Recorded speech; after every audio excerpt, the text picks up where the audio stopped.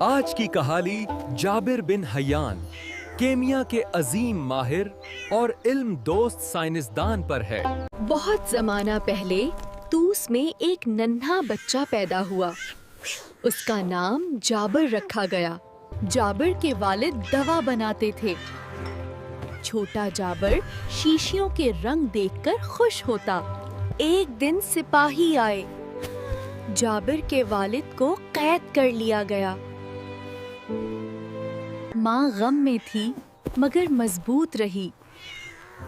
اس نے کہا، علم حاصل کرتے رہنا۔ ماں نے جابر کو بدوؤں کے پاس بھیجا۔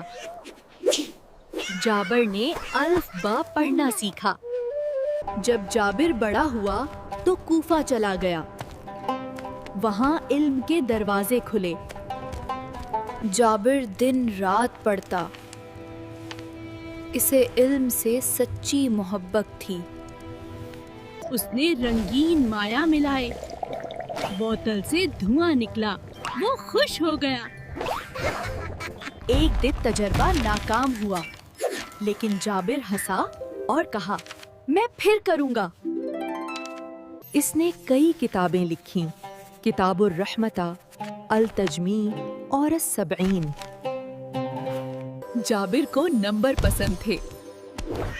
وہ کہتا تھا، ہر عدد میں راز ہے۔ وہ کہتا تھا، دنیا توازن پر چلتی ہے، اگر توازن ٹوٹ جائے تو سب کچھ بگڑ جائے۔ جابر نے گھر میں لیب بنائی۔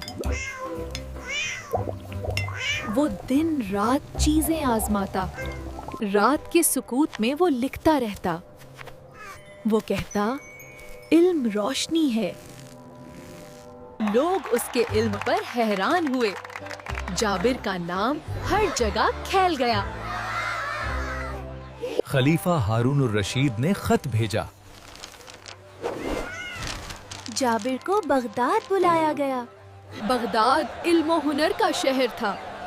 جابر وہاں بہت خوش ہوا۔ جابر نے سلام کیا۔ تم نے امت کا نام روشن کیا۔ جابر نے کہا، سب دھاتیں گندھک اور پارے سے بنتی ہیں۔ اس نے سرخ چمکدار مادہ بنایا۔ یہ شنگرف ہے۔ وہ کہتا تھا، اصلی سونا سرخ گوگرد سے بنے گا۔ جابر اب استاد بن گیا۔ وہ بچوں کو تجربے سکھاتا۔ وہ ستاروں کو دیکھتا اور سوچتا کہ علم روح کو جگمگاتا ہے۔ بوڑھا ہونے کر بھی جابر لکھتا رہا۔ اس کا دل علم میں لگا رہا۔ جابر نے کہا، علم سب سے قیمتی خزانہ ہے اور روشنی ہمیشہ زندہ رہتی ہے۔